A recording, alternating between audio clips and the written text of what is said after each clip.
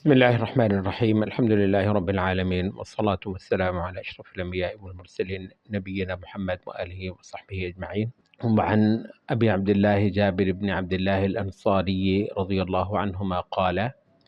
كنا مع النبي صلى الله عليه وسلم في غزاة فقال: إن بالمدينة لرجالا ما سرتم مسيرا ولا قطعتم واديا إلا كانوا معكم، حبسهم المرض، وفي رواية إلا شركوكم في الأجر. رواه مسلم. ورواه البخاري عن أنس رضي الله عنه قال: رجعنا من غزوة تبوك مع النبي صلى الله عليه وسلم فقال: إن أقواما خلفنا بالمدينة ما سلكنا شعبا ولا واديا إلا وهم معنا، حبسهم العذر. حضرت ابو عبداللہ جابر بن عبداللہ انصاری، یہ بھی اور ان کے والد بھی صحابی ہیں رضی اللہ عنہما، ان سے روایت ہے، قال کہتے ہیں، کننا مع النبی صلی اللہ علیہ وسلم فی غزات، ہم ایک نبی صلی اللہ علیہ وسلم کے ساتھ تھے ایک غزوے میں۔ بعد میں دوسری حدیث میں معلوم ہوگا کہ یہ غزوہ تبوک کی بات ہو رہی ہے۔ فقال، تو وہاں آپ نے فرمایا صلی اللہ علیہ وسلم: ان بالمدینۃ لرجالا، یقین رکھو مدینہ میں ایسے ایسے آدمی ہیں، ما سرتم مسیرا، کہ تم نہیں چلے، مسیرن کوئی فاصلہ، ولا قطعتم وادیا، اور نہ عبور کی ہے تم نے کوئی بھی وادی، الا کانوا معکم، مگر وہ تمہارے ساتھ تھے، حبسہم المرض، ان کو مرض نے روک رکھا ہے، ان کو مرض کی رکاوٹ آ گئی ہے۔ وفی روایت، اور ایک روایت کے لفظ میں، الا شرکوکم فی الاجر، مگر وہ تمہارے اجر میں برابر کے شریک ہیں۔ یہ مسلم کی روایت ہے۔ بخاری میں حضرت انس رضی اللہ عنہ سے روایت ہے، کہتے ہیں کہ ہم غزوہ تبوک سے لوٹ رہے تھے نبی صلی اللہ علیہ وسلم کے ہم رکاب، تو آپ نے فرمایا: ان اقواما خلفنا بالمدینہ، یقیناً ایسے کچھ لوگ ہیں مدینہ میں ہمارے بعد بھی، ہمارے پیچھے، ما سلکنا شعباً، کہ ہم نے کوئی گھاٹی نہیں چلی ہوگی، ولا وادین، اور نہ کوئی وادی ہم گزرے ہوں گے، الا وہم معنا، مگر وہ ہمارے ساتھ تھے، وہ ہمارے ساتھی تھے، حبسہم العذر، ان کو عذر نے روک لیا ہوا تھا۔ یہ حدیث بھی امام نووی نیت کے تحت لے کر آئے ہیں، احضار نیت، اور آپ کو اندازہ ہوگا کہ نیت کے حوالے سے کتنی عظیم الشان بات نبی صلی اللہ علیہ وسلم نے یہاں پر بیان فرمائی ہے۔ الا کانوا معکم، مگر وہ تمہارے ساتھ تھے یا تمہارے ساتھ تھے، اور شرکوکم فی الاجر، تمہارے ساتھ برابر کے شریک تھے اجر کے اندر۔ حالانکہ مکمل طور پر ان کی اس جہاد کے اس عمل سے غیر حاضری ہے، جہاد میں وہ شریک نہیں ہے، پھر بھی مکمل اجر ان کو مل رہا ہے۔ اچھا، ایک تو آپ یہ دیکھیں گے کہ امام نووی یہ جو نیت کے تحت احادیث لے کر آئے ہیں، بات تو نیت کی ہے، مضمون تو نیت کا چل رہا ہے، لیکن حدیثوں کے اندر جگہ جگہ جو اس کی اپلیکیشنز آ رہی ہیں، اس کی جو تطبیقات آ رہی ہیں، وہ ہیں جہاد کی، دین کے لیے جان لڑانے کی، اور اللہ کے دشمنوں کے ساتھ دشمنی نبھانے کی، اور اس جنگ کا حصہ بن کر رہنے کی، ایمان کا، دین کا، توحید کا، اللہ رب العزت کے ساتھ وفاداری کا ایک ایسا زبردست رخ ہے، ایک ایسی زبردست جہت ہے کہ جس کے بغیر دین کا تصور بالکل ہی ناقص ہے۔ یہ صرف ایک تنبیہ تھی جو ہم نے اس حدیث کے تحت بالکل شروع ہی میں دینا ضروری سمجھی کہ باب بے شک نیت کا ہے، لیکن تطبیقات جو ہیں، حالانکہ ویسے یہی بات دین کے اور بہت سارے اعمال کے متعلق عین اسی انداز میں اور اسی اصول کے تحت بالکل کی جا سکتی ہے اور اس حوالے سے مضمون پورے کا پورا ادا ہوتا ہے، لیکن اس کے اندر بھی ایک اپنی معنویت ہے کہ کیوں نبی صلی اللہ علیہ وسلم جہاد کے باب میں ہی ہمیں یہ اصول بیان فرما کر دے رہے ہیں، اور کیوں امام نووی جیسے محدثین جو ہے وہ بھی حدیثیں کہاں سے لائیں، وہیں سے لائیں گے جہاں سے حدیثیں ملتی ہیں نبی صلی اللہ علیہ وسلم کے بیان سے، تو وہ بھی انہی حدیثوں کو نیت کے تحت جو ہیں وہ لا رہے ہیں، یہاں تک کہ آپ کو محسوس ہوتا ہے کہ بھئی باپ نیت کا ہے یا جہاد کا ہے۔ تو بھئی بات یہ ہے کہ خدا کے ساتھ وفاداری کی ایک مسلسل ذہنی، قلبی، شعوری، وجدانی حالت میں رہنے کی عملی صورت ہے ہی جہاد، یا پھر جہاد کی نصرت، جہاد کے اندر کسی نہ کسی انداز سے آدمی کی شرکت۔ اب ہم اس حدیث کی نص کی طرف واپس آ جاتے ہیں۔ بات خصوصی طور پر اس حدیث میں کیا کہی گئی ہے؟ وہ یہ کہی گئی ہے کہ کچھ ایسے لوگ ہیں، نبی صلی اللہ علیہ وسلم غزوے کے اندر شریک ہیں، غزوے سے کامیابی کے ساتھ لوٹ رہے ہیں، ظاہر ہے کیوں دوسری حدیث نے بالکل ہی واضح کر دیا کہ یہ لوٹتے وقت نبی صلی اللہ علیہ وسلم فرما رہے ہیں، رجعنا من غزوۃ تبوک مع النبی صلی اللہ علیہ وسلم، ہم لوٹ رہے تھے غزوہ تبوک سے۔ اچھا، تو اس وقت نبی صلی اللہ علیہ وسلم نے کچھ ایسے ایک ایسے طبقے کی نشاندہی کی۔ یہاں آپ کو معلوم ہے کہ بالعموم ایسا ہوتا ہے کہ جب آپ کسی غزوے سے یا کسی مہم سے کامیابی کے ساتھ میدان مار کر لوٹ رہے ہوں تو کچھ احساسات آپ کے اندر جو ہے نا وہ جنم لیتے۔ ایک فاتحانہ شان ویسے انسان کا حق بھی ہوتا ہے کہ جب اس نے اتنی جان لڑائی اور جان ہتھیلی پر رکھ کر گیا ہے تو اس سے جو اسلام کو شوکت ملی ہے تو اس کو آپ اپنی فتح بھی سمجھتے ہیں، کیوں نہ سمجھیں، ہم اسلام کے ہیں، اسلام ہمارا ہے، اسلام کی عزت ہماری عزت ہے، اور اسلام کو پہنچی ہوئی کوئی چوٹ وہ ہماری بدبختی ہے۔ تو جب آپ کا سارا تو اس وجہ سے وہ نہیں، اس غلط معنی میں فخر نہیں کہہ رہا میں، استغفر اللہ، وہ ایک اور معنی ہے۔ ایک صحیح معنی میں جو انسان کو ہوتا ہے کہ میں جہاد کر کے واپس آیا ہوں تو کچھ چیز آپ کے اندر ایک اچیومنٹ کا جو ہے وہ جنم لیتی ہے، اس سے آپ سمجھتے ہیں کہ آپ کتنے مختلف ہیں، اور انشاءاللہ صحیح معنوں میں بھی سمجھ رہے ہوتے ہیں کہ آپ کتنے مختلف ہیں ان لوگوں سے جو اس عظیم الشان عمل کے اندر شریک نہیں ہوئے ہیں۔ اچھا، ظاہر ہے اس حد تک تو یہ بات بالکل صحیح بھی ہے، لیکن اس سے آگے اس کی حدود جو ہیں کچھ غلط احساسات کے ساتھ بھی جا ملتی ہیں، جہاں سے آپ کو تھوڑا سا اپنے بارے میں کچھ زوم ہونے لگے، کچھ ہے کہ میں کچھ ہے ہوں اور میں نے کچھ کیا، تو ظاہر ہے وہاں وہ حدود وہاں پر کچھ غلط بھی ہے۔ تو اس چیز کو ذہن میں رکھیے کہ فاتحانہ شان کے ساتھ اتنے نبی صلی اللہ علیہ وسلم کی زندگی کا طویل ترین غزوہ تبوک کا، اس سے لوٹ رہے ہیں، تو جتنے لوگ لوٹ رہے ہیں ان کو نبی صلی اللہ علیہ وسلم ایک بات جو ہے سمجھا رہے ہیں کہ دیکھو مدینہ میں کچھ لوگ ایسے ہیں کہ ایک قدم نہیں چلے اس پورے عمل میں جس سے تم اتنا لمبا سفر جہاد کا طے کر کے آئے ہو، مگر تمہارے ساتھ وہ بڑا اجر ان کو اتنا ہی ملا ہے، اور پورے کا ملا ہے، اور صرف اجر کی بات نہیں ہے، شارکوکم فی الاجر، تمہارے اجر کے اندر وہ شریک ہوئے ہیں۔ اچھا، یہ تھوڑا سا غزوہ تبوک کے متعلق بھی یہ جان لینا چاہیے کہ اس کے اندر جو پیچھے رہ جانے والے تھے اور عذر والے تھے وہ بہت کم تھے، مطلب وہ خاص اہل ایمان میں سے صرف رہے ہی وہ تھے جو فی الواقع عذر والے ہیں، کیونکہ باقی جو رہے تھے وہ اصل میں منافقین تھے۔ بہت بڑی تعداد جو پیچھے رہ جانے والوں کی تھی وہ منافقین ہی کی تعداد تھی، کیونکہ اس کے اندر استنفار ہوا تھا۔ نبی صلی اللہ علیہ وسلم نے کہا تھا مجھے ایک ایک لڑاکا سپاہی چاہیے،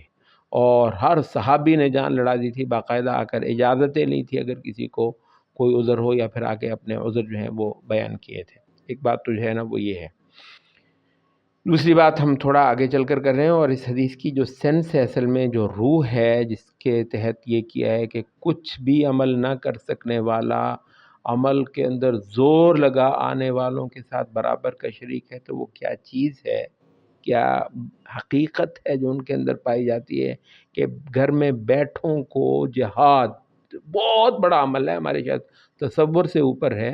ایسے کسی عمل کے اندر ان کو برابر کا حصہ دلوا رہی ہے، تو وہ کیا حقیقت ہے اور وہ کیا شے ہے جو ان کو یہاں پر حاصل ہے۔ اچھا، اس کو ہم سورۃ توبہ کی ایک آیت سے انشاءاللہ، سورۃ توبہ آئی غزوہ تبوک کے موقع پر تھی، تو لیکن یہ ہے کہ پہلے ہم حدیث کا یہ مضمون بیان کر دیں۔ تو نبی صلی اللہ علیہ وسلم یہ فرما رہے ہیں، لوٹ رہے ہیں غزوے سے فاتحہ نشان کے ساتھ، سبھی لوگوں کے حوصلے بلند ہیں اور سمجھ رہے ہیں الحمدللہ کہ ایک اچیومنٹ ہے جو ہمارے ہاتھ آئی ہے۔ تو نبی صلی اللہ علیہ وسلم ان لوگوں کو بتا رہے ہیں کہ دیکھو بھئی، تم جو بھی کر کے آئے ہو، مدینے میں ابھی بھی پھر بھی کچھ ایسے لوگ ہیں جو اس سفر کے ساتھ ہمارے شریک، لیکن جو ایک ایک قدم ہم نے جو چلا، کسی بھی وادی میں، کسی بھی گھاٹی میں، کوئی جو فاصلہ ہم نے طے کیا ہو، اس سارے عمل کے دوران وہ برابر کے ہمارے شریک رہے ہیں۔ وجہ یہ تھی ان کو ہمارے ساتھ عملاً شریک نہ ہو سکنے کی کہ ان کو پہلی حدیث میں حبسہم المرض، مرض نے ان کو روک لیا ہوا تھا، اور دوسری حدیث میں حبسہم العذر، ان کو عذر نے روک لیا ہوا تھا۔ عذر جو ہے وہ عام تر ہے مرض سے، مرض ایک وجہ ہو سکتی ہے یا ایک صورت ہو سکتی ہے عذر کی، جبکہ عذر کی کچھ اور صورتیں بھی ہو سکتی ہیں، تو کوئی نہ کوئی کسی نہ کسی انداز کا عذر تھا جو ان کو لاحق تھا۔ پھر کیونکہ عذر لاحق تھا تو اس وجہ سے اجر ان کو پورا مل گیا ہوا ہے۔ اچھا، یہ کیسے عظیم الشان نفیس لوگ تھے، اور جس بات کی ہے کہ صرف نیت کی بنیاد پر آپ کو کتنا بڑا اجر ملتا ہے، وہ ہم سورۃ توبہ سے دیکھتے ہیں۔ یہ وجاء المعذرون من الاعراب، یہ جو رکوع ہے 11ویں سپارے کا آخری 10ویں سپارے کا آخری، تو اس میں یہ ہے کہ لیس علی کہ اللہ تعالیٰ جو ہے نا وہ لیس علی الاعمى حرج ولا علی الاعرج حرج، کہ یہ جو بیمار تھے، کمزور تھے، ضعیف تھے، ان پر حرج نہیں ہے۔ ولا علی الذین اذا ما اتوک، ٹھیک ہے کہ کچھ لوگ بیمار بھی نہیں تھے، اور ان کو کوئی اور بھی ایسی کوئی اپاہج پن، کوئی معذوری اس میں نے کی نہیں تھی۔ ولا علی الذین اذا ما اتوک لتحملهم، بھائی سفر اتنا تھا کہ 1000 کلومیٹر سے زیادہ کا سفر ہے، تو یہ پیدل تو ہونے کا ہی نہیں تھا، سواری تو اس کے لیے ضروری تھی، اس وجہ سے زور لگ گیا ہوا تھا سواریاں وہاں پہنچانے کو۔ سارا کچھ کرنے کے باوجود ایک تعداد ایسی رہی کہ ان کو سواری نہیں مل سکی، اور ان کی اپنی حالت ایسی تھی مالی طور پر کہ یہ کسی سواری کے مالک نہیں تھے، اور کہیں سے ادھاری بھی ان کو نہیں مل پا رہی تھی۔ ولا علی الذین اذا ما اتوک لتحملهم، اور نہ ان لوگوں پر جو ہے نا کوئی حرج ہے یا کوئی گناہ ہے کہ جو آئے تھے تیرے پاس کہ تو ان کو کوئی سواری فراہم کرے۔ قلت ما لا اجد ما احملکم علیہ، تو نے ان کو کہہ دیا کہ دیکھو مجھے بالکل کوئی شے نہیں مل رہی جس کو میں تمہاری سواری کے لیے فراہم کر سکوں۔ تولوا، یہ سن کر وہ پھر رہے تھے، واپس لوٹ رہے تھے، وَأَعْيُنُهُمْ تَفِيضُ مِنَ الدَّمْعِ حَزَنًا أَلَّا يَجِدُوا مَا يُنْفِقُونَ، تو وہ ان کی آنکھوں سے آنسو سیلاب کی طرح جاری تھے، تفیض من الدمع، تو اور افسوس اس بات کا، حسن اللہ یجدوا ما ينفقون، کہ کاش ہمارے پاس کچھ پیسہ ہوتا تو آج ہم وہ پیسہ صرف کر کے نبی صلی اللہ علیہ وسلم کے ہم رکاب ہو سکتے تبوک کے اس غزوے کے اندر۔ انما السبیل علی الذین یستأذنونک وهم اغنیاء، جو اللہ تعالیٰ کی ساری پکڑ ہوگی وہ ان لوگوں پر ہوگی جو تجھ سے اجازتیں مانگنے آتے ہیں، حالانکہ ان کے پاس سب کچھ موجود ہے اور ان کو کسی قسم کی کوئی کمی، کوئی مالی دشواری درپیش نہیں ہے۔ اچھا، تو یہ لوگ کیا تھے؟ یہ سارے اصحاب عذر تھے، لیجیٹیمیٹ عذر والے تھے۔ اچھا، اب ان کی حالت یہ ہے کہ سبحان اللہ، عذر ویسے اللہ دے رہا ہے کہ تیرے پاس سواری نہیں ہے، لیکن حالت ان کی یہ ہے کہ سواری نہ ہو سکنے کی وجہ سے ان کی آنکھوں سے آنسو نکل رہے ہیں کہ ہم اس سعادت سے محروم ہوئے۔ کمٹمنٹ بھائی، نیت کا یہ جو باب ہے، نیت ایک کمٹمنٹ کا نام ہے، نیت دل گھلانے کا نام ہے۔ نیت جو ہے وہ اسلام کے لیے جس وقت آپ کچھ نہیں کر سکتے، اس وقت بھی آپ کو جو دل پر چھریاں چلتی ہیں کہ کاش میں رسول اللہ کے دین کے لیے کچھ کر سکتا، جب کہ آپ نہیں کر سکتے، تب بھی جس حالت کا نام ہے اس کو ہم کہتے ہیں نیت، ٹھیک ہے؟ تو نیت جو ہے ایک ایسی ایک کیفیت کا نام ہے جس کو یہ حاصل ہو گئی ہے، اس کو اجر جو ہے وہ عمل نہ کر سکنے کے باوجود پورا مل رہا ہے۔ اور یہی چیز اس حدیث کے اندر اصل میں بیان کرنا مقصود ہے۔ یہاں شیخ ابن عثیمین ایک بہت اچھا ٹچ دیتے ہیں اس حدیث کے معنی کو۔ وہ کہہ رہے ہیں کہ اصل میں اجر جو ہے وہ دو طرح کا ہے۔ ایک ہے عمل کا اجر، جس کے ساتھ نیت ہونا تو ضروری ہے ہی، ایک ایسا عمل جس کی آپ نے نیت بھی کر لی ہو اور اس کو انجام بھی دے لیا ہو، ٹھیک ہے، تو وہ ہوتا ہے، اس کا ایک اجر ہوتا ہے۔ اور محض نیت کا اجر، آپ صرف یہ نیت رکھتے ہیں کہ میں ایک کام کروں گا۔ اچھا، کہتے ہیں ان دونوں کا اجر مختلف ہے، ان دونوں کا اجر مختلف ہے۔ ایک یہ ہے کہ آپ جو عمل کر لینے کا جو اجر ہوتا ہے وہ آپ کو ملے، ٹھیک ہے، عمل کر لینے کا، غزوہ تبوک میں جا کر قدم قدم رسول اللہ کا ہم رکاب رہ کر ان تکلیفوں کو سہ کر لوٹ آنے کا جو اجر ہوگا، یہ عمل کا اجر ہے۔ اور محض یہ نیت رکھنا کہ میں بھی یہ کروں گا، میں بھی یہ کرنے کا ارادہ رکھتا ہوں، یہ ہے۔ کہتے ہیں ان دونوں کا فرق ہے۔ ایک ہے عمل کا اجر جو کہ نیت سمیت ہوگی، وہ بہت بڑا اجر ہے، اور ایک ہے محض ایک نیک عمل کی نیت کر لینے کا اجر، وہ بھی ایک اجر ہے لیکن وہ ایک چھوٹا اجر ہے۔ اچھا، اس حدیث میں کس چیز کی بات ہو رہی ہے؟ کہتے ہیں کہ اس حدیث میں یا اس مضمون کی جو دیگر احادیث ہیں ان کے اندر بھی اس شے کی دو صورتیں ہوں گی۔ وہ یہ ہے کہ جو شخص کسی عذر کی وجہ سے ایک عمل نہیں کر پایا، اب اس کی دو صورتیں ہوں گی۔ ایک یہ ہے کہ وہ عمل کرنا اس کا باقاعدہ معمول تھا، وہ اس عمل کے اندر جتا رہتا تھا، اس عمل کے اندر جتا رہتا تھا۔ اب کوئی ایسا واقعہ ہو گیا ہے، کوئی ایسی بات ہو گئی ہے کہ اب وہ ایسا کام کرنے سے معذور ہے، قاصر ہو گیا ہے۔ کہتے ہیں جیسے ایک آدمی کا معمول ہے کہ وہ رات کو تہجد پڑھتا ہے۔ اچھا، اب اس کو جو ہے کوئی ایسی، اللہ رحم کرے، کوئی بپتا پڑی ہے، کوئی ایسی کوئی یا تو بیماری آ گئی ہے یا کوئی ایسے مصروفیتیں ایسی پڑ گئی ہیں کہ اس کی وجہ سے وہ کوئی ایسی راتیں آئی ہیں کہ جن میں وہ تہجد نہیں ادا کر پایا ہے۔ اچھا، کہتے ہیں ایسے شخص کے بارے میں، کیونکہ دوسری احادیث میں پورا صرف نیت کا نہیں بلکہ عمل ہی کا اجر جو ہے وہ لکھ دیا جاتا ہے۔ ایک آدمی جب بھی انشاءاللہ اسلام کے لشکر نکلیں گے، وہ ہمیشہ اس کے اندر نکلے گا۔ اچھا، اس کا یہ معمول ہے اور اس کا یہ دستور ہے، اور وہ اس عمل کے اندر وہ الحمدللہ انوالوڈ ہے۔ اچھا، تو بالعموم ایسا ہی ہوتا ہے کہ رسول اللہ کے غزووں کے ساتھ وہ شریک ہوتا ہے۔ البتہ اس بار کے غزوے میں فلاں شے ہو گئی، اس کے گھر میں کوئی پتہ نہیں کیسا کوئی ہے، اس کی بیوی کو کوئی مسئلہ ہو گیا، کوئی بچے کا کوئی خاص ایسا کچھ مسئلہ ہو گیا، اس کو خود ایسا ہو گیا، مالی حالت ایسی نہیں ہے، قریب تو بندہ جو ہے نا پیادہ فوج میں چلا جاتا تھا، یہ غزوہ تبوک بغیر سواری کے نہیں ہو سکتا، اس وجہ سے نہیں جا سکا ہے۔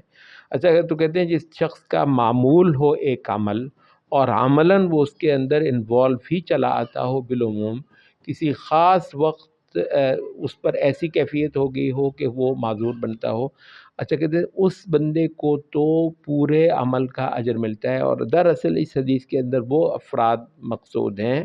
جو بالعموم رسول اللہ صلی اللہ علیہ وسلم کے ساتھ نکلا ہی کرتے تھے اس غزوہ تبوک کے اندر۔ اب کوئی ایسا عذر ہو چکا ہے کہ جس کی وجہ سے ان کے لیے نکلنا ممکن نہیں ہوا ہے، ماشاءاللہ یہ گھر بیٹھے ہیں اور پورا اجر کسی ایک بھی ذرہ کمی کے بغیر ان کو برابر مل رہا ہے، نیت کا نہیں، صرف عمل کا بھی ان کو اجر مل رہا ہے۔ تو کہتے ہیں وہ جو عمل کا اجر ہے وہ تو اسی بات کے ساتھ ہی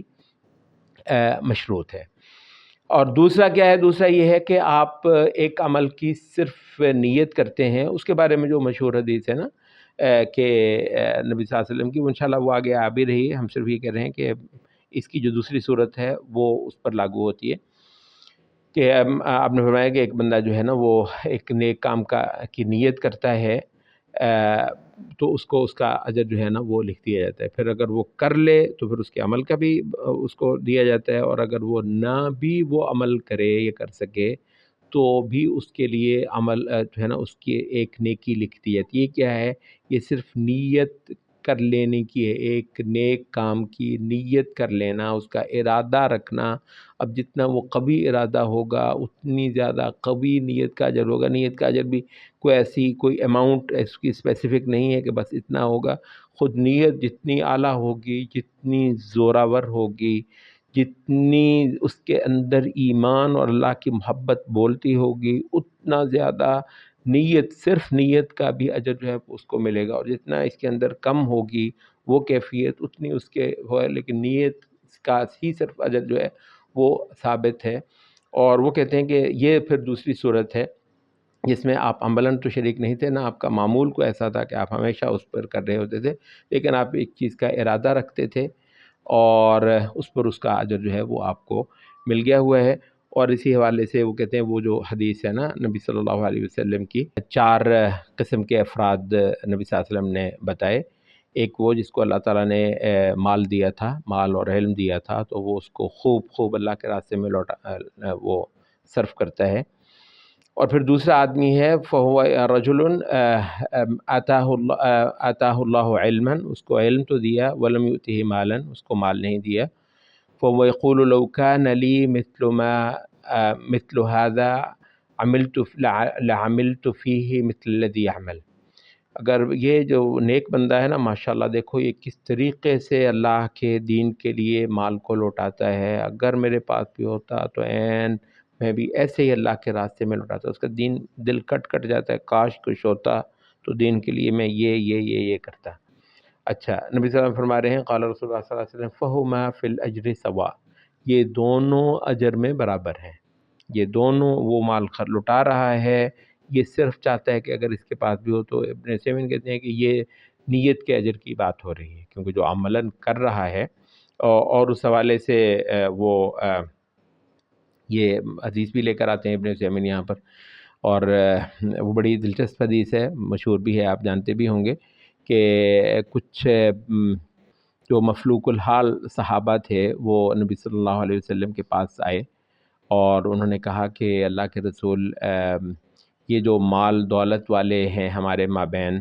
یہ تو سارا کچھ ہی لے گئے، خوب اللہ کے راستے میں لوٹاتے ہیں، جہاد پر بے حد و حساب خرچ کرتے ہیں، تو انشاءاللہ ان کو اتنا اجر ملے گا، تو ہم تو رہ گئے، ہمیں تو یہ ہمارے پاس تو ہے نہیں۔ تو کہتے ہیں نبی صلی اللہ علیہ وسلم نے ان کو بتایا کہ اچھا، تم ایسا کر لو کہ نمازوں کے بعد 33 بار سبحان اللہ، الحمدللہ، اللہ اکبر کہہ لیا کرو، تو انشاءاللہ تم کو بھی بڑا اجر جو ہے وہ ملے گا۔ تو وہ جو عمل کرتے ہیں اس کا ہے نا تم کو بھی مل جائے گا، ویسا ہی اجر جو ہے جو وہ خرچ کرنے سے دیں، کیونکہ تمہارے پاس ہے نہیں ہے، تم بھی چاہتے ہو خرچ کرنا